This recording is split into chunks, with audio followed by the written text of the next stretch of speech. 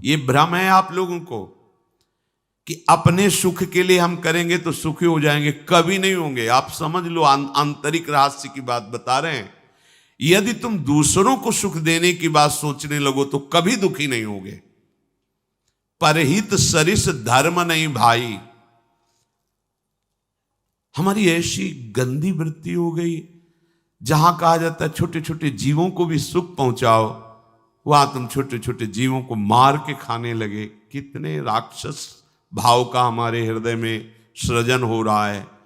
जहां है किसी माई बहन को कहीं कोई विपत्ति, उसकी रक्षा करो, वहां तुम खुद असुर भाव से शोषण करने की भावना।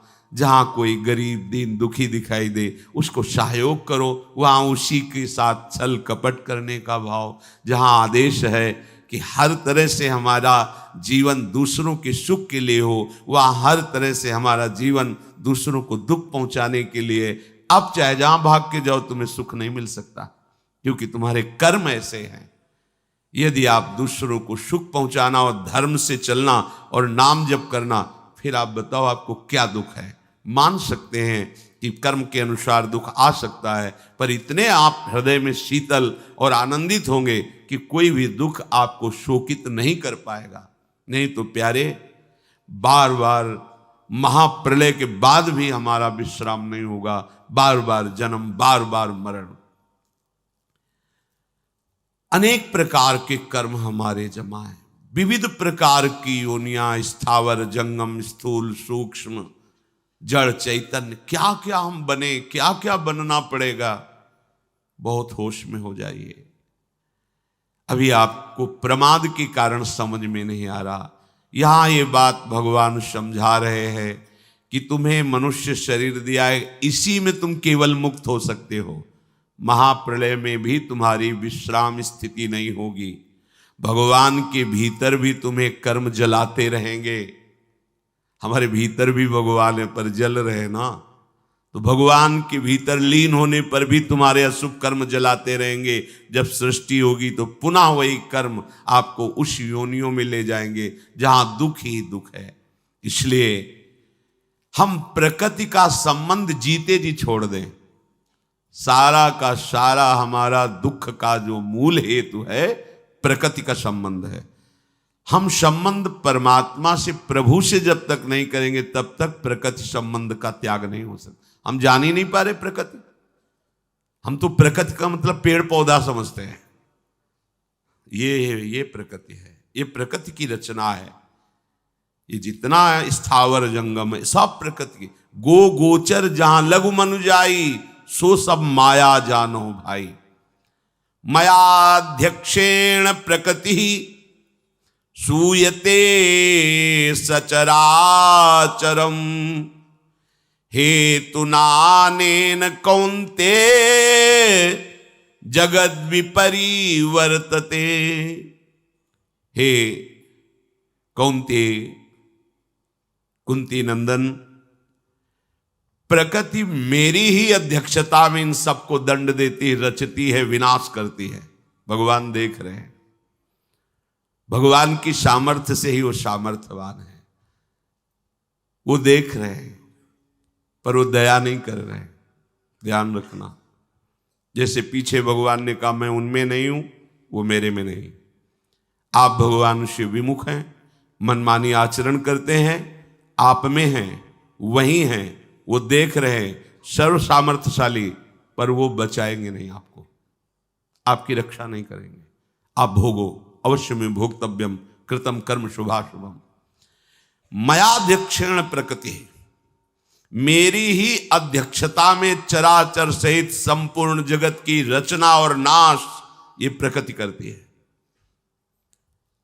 कुंती नंदन, इस जगत का परिवर्तन मेरी ही अध्यक्षता में होता है। दुर्गति, नाना प्रकार की योनियों में जाना, सबका फाइनल तो श्री भगवान के हाथ में है ना। मान लो, बिना भजन के बात नहीं बनेगी। हर शब्द में भगवान का परिचय बताने का तात्पर्य यही है कि तुम केवल केवल मेरा आश्रय ले लो, मैं तुम्हें बचाऊंगा इस माया के बंधन से, इस माया के प्रपंच हम जान ही नहीं पाते माया क्या है।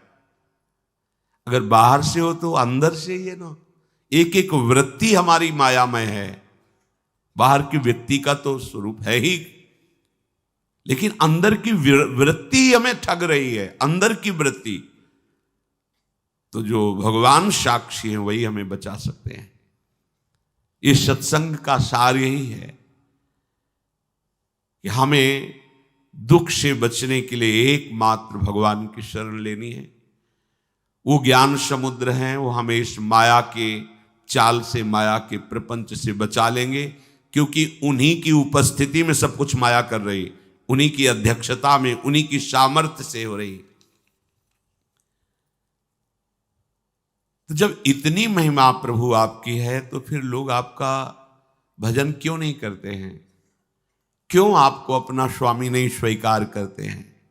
श्री भगवान कह रहे हैं, अवजानन्ति मां मूढ़ा मानुषीं तनुमाश्रितं